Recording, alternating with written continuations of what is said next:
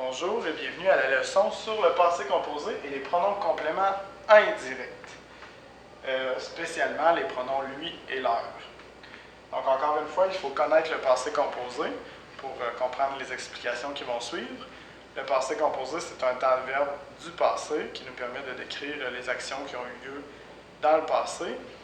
Et les pronoms complément indirects, ce sont des pronoms qu'on utilise spécialement dans une réponse à une question pour éviter la répétition.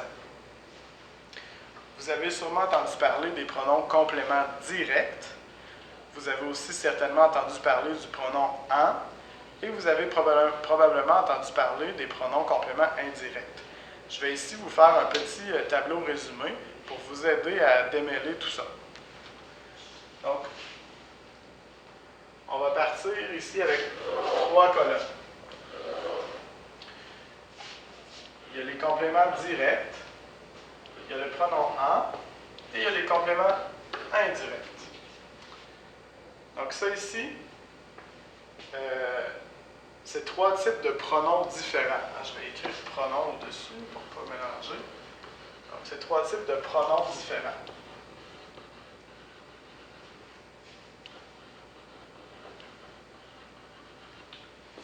Ici, pour les pronoms compléments directs, je vous donne des exemples. Il y avait le, la, et l'apostrophe, les. Ça, c'est des pronoms compléments directs. Le pronom « en », c'est facile, c'est « en ». Et les pronoms compléments indirects, il y a lui, leur. Il y a aussi le me, te, nous, vous, mais ceux qui posent le plus de problèmes, c'est lui et leur. Donc ici, j'ai vraiment 3 catégories de pronoms. Qu'est-ce que les pronoms compléments directs peuvent remplacer? Quel groupe de mots peut remplacer un pronom complément direct? Bien, si le groupe de mots commence par le, par exemple, le bateau, c'est le bateau, la bicyclette,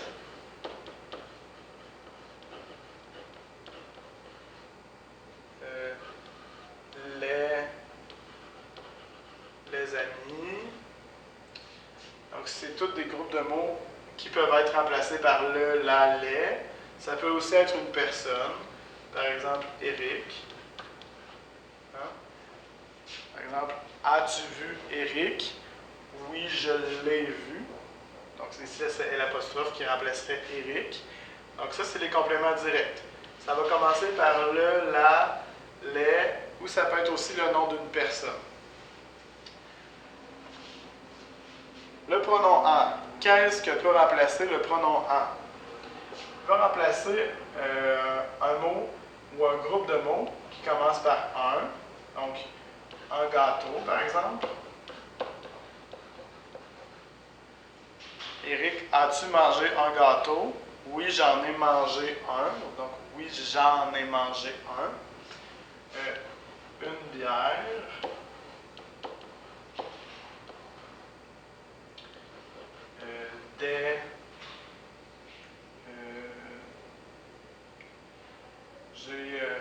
J'ai mangé des légumes.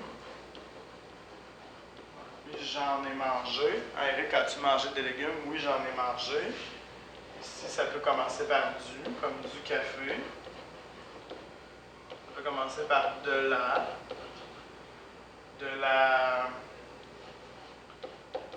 bière.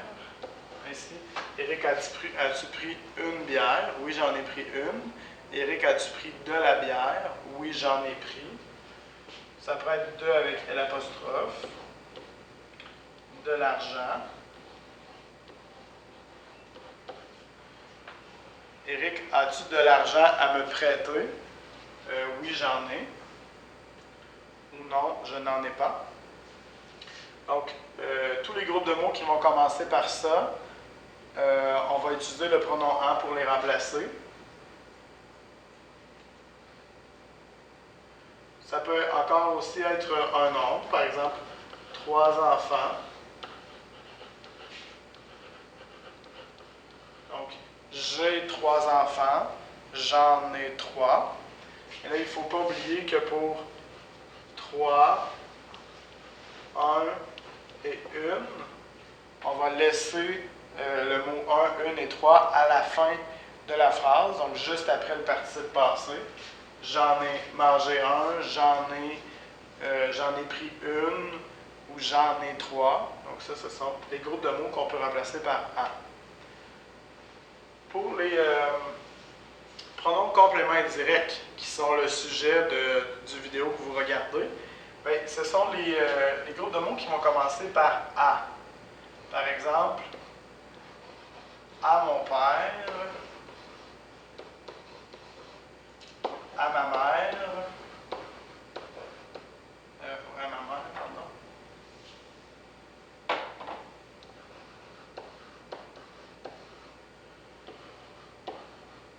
Aux enfants,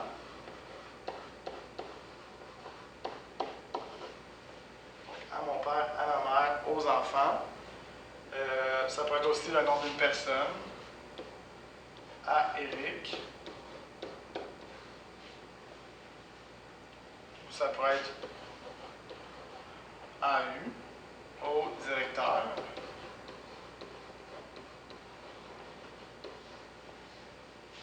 Donc ici, avec le mot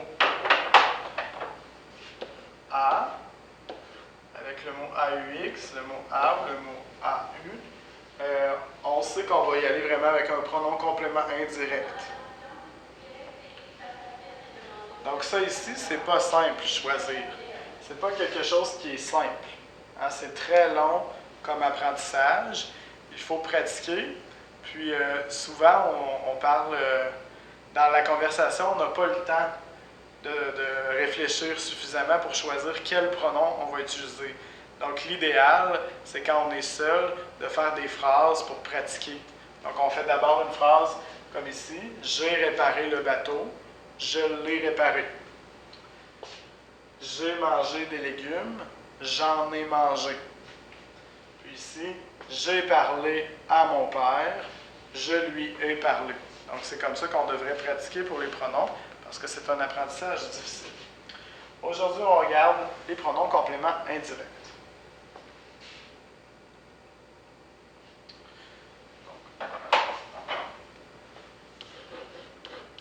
Un exemple.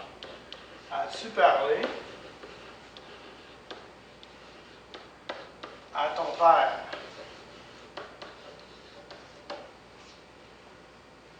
Ici.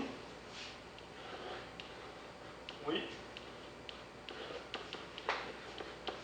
J'ai parlé à mon père. Donc ici, la réponse que je viens d'écrire, cette réponse-là, oui, j'ai parlé à mon père, elle est très correcte. C'est une réponse qui est très correcte, mais on peut utiliser aussi un pronom, parce qu'ici, on a une répétition. Hein? Ça, c'est presque pareil, donc il y a une répétition. Donc, on peut décider d'utiliser un pronom. Maintenant, quel pronom je peux utiliser pour éviter cette répétition-là? Je vais utiliser le pronom complément indirect, parce qu'ici, mon groupe de mots commence par « a ». Okay? Donc, ce que je vais faire, je vais dire « oui », « je ». Pourquoi ici c'est J' et ici c'est « je », c'est qu'ici, le mot qui suit commence par une voyelle, alors qu'ici, « à mon père » va devenir « lui ». Et parler. Donc, je lui ai parlé. Pourquoi lui? Parce que ici, c'est une personne et c'est singulier. Donc, puisque c'est singulier, j'y vais avec lui. Donc, as-tu parlé à ton père? Oui, je lui ai parlé. Et là, je vais vous montrer quelque chose. Ici, as-tu parlé? Mais au lieu de ton père, c'est ta mère.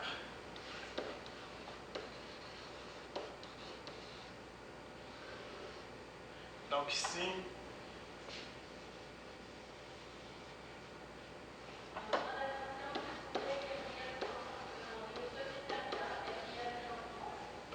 As-tu parlé à ta mère?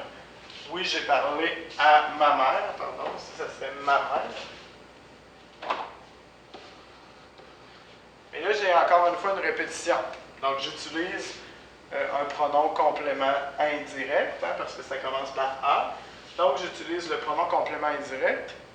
Et là, même si c'est une femme, hein, parce que tantôt c'était mon père, un homme, et là, même si c'est une femme, le pronom complément indirect est lui.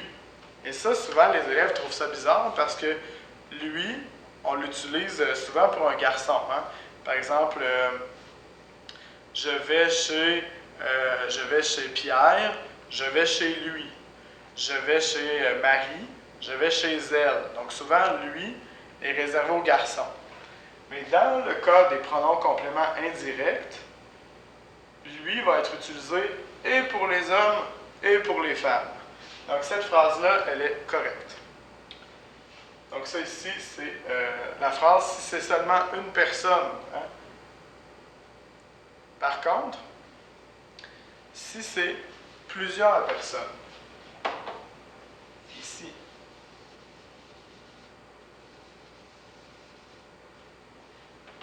as-tu parlé à tes enfants? Ici, à mes enfants.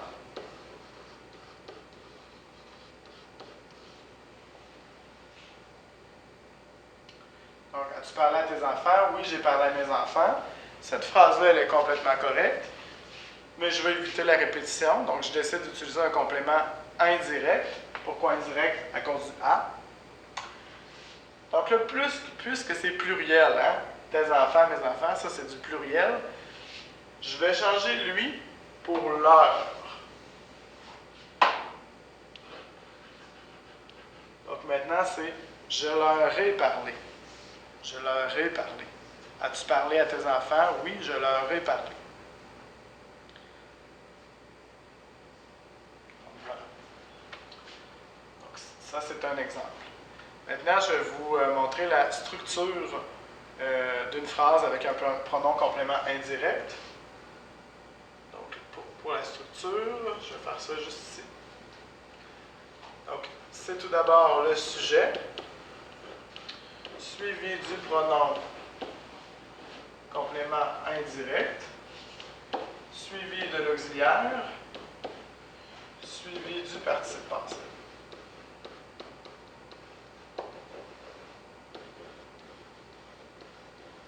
Donc ici, mon sujet c'est je, mon pronom complément indirect leur, mon auxiliaire est, et mon participe passé parler. Par contre, si j'ai une phrase négative, par exemple, non, je ne leur ai pas parlé. Donc ici, c'est une phrase négative. Donc la structure sera sujet plus ne plus pronom complément indirect plus auxiliaire plus pas plus participe passé. Donc sujet je, ne, complément indirect, auxiliaire, pas et participe passé. Donc ici vous avez la structure de la phrase affirmative et la structure de la phrase négative.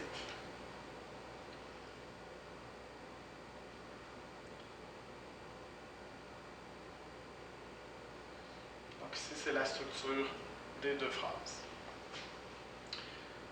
Maintenant, pour l'utilisation du pronom complément indirect, on va le noter ici juste en dessous. L'utilisation.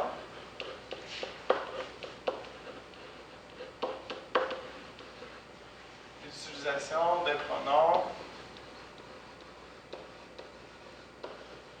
complément indirect.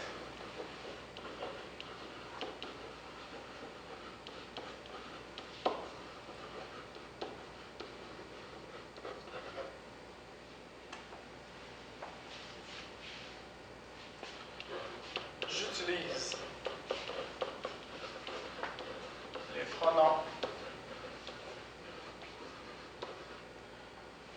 complément indirect pour éviter la répétition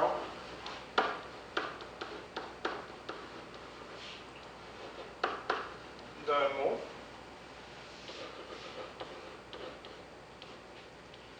spécialement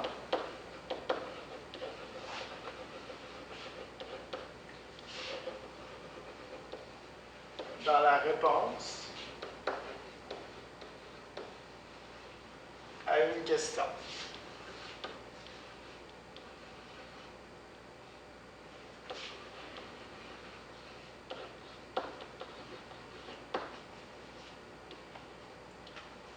Donc voilà, ça c'est l'utilisation des pronoms compléments indirects. J'utilise les pronoms compléments indirects pour éviter la répétition d'un mot, spécialement dans la réponse à une question. Et finalement, ce qu'on va faire ici, on va faire par étapes comment faire pour réussir des exercices sur les pronoms compléments indirects. Les étapes sont bonnes pour faire des exercices ou les étapes sont également bonnes pour faire une phrase tout simplement. Donc, on va faire ça ensemble ici. Donc, si j'ai la question « As-tu téléphoné? As-tu téléphoné à Alexandre? » Donc ici, j'ai une question. Et là, je veux faire la réponse. Étape numéro 1. Identifier le mot à remplacer.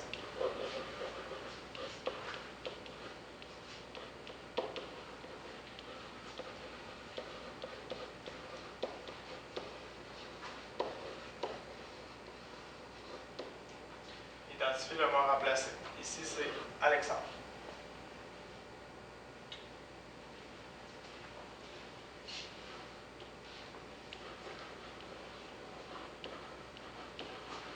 Ensuite, regardez à gauche du mot.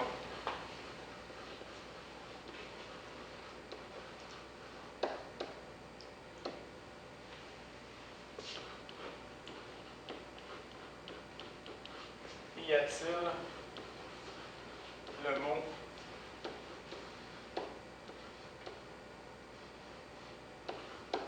à? Donc, si je regarde à gauche, il y a le mot à. Peut-être qu'ici, il y aurait un déterminant, par exemple, à ma mère, c'est la même chose. Donc, y a-t-il le mot à? Si la réponse est oui, parfait, c'est un pronom complément indirect. Ensuite, déterminer si c'est singulier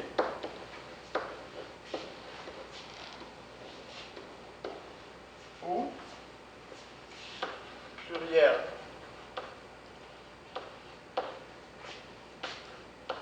Lui ou leur.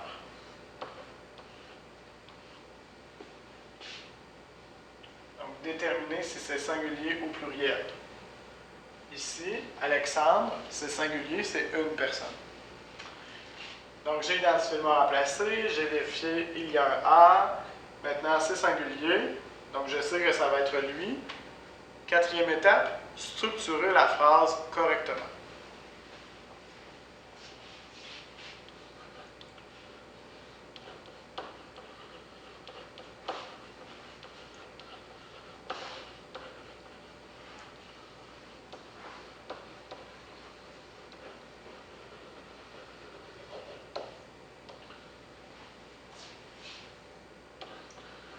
Le pronom complément indirect est placé à gauche de l'auxiliaire.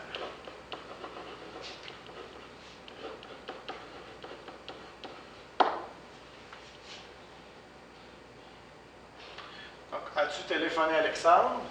Ici, la réponse, peut-être que c'est non. Je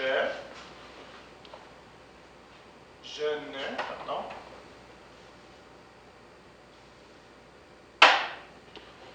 Je ne lui ai pas téléphoné.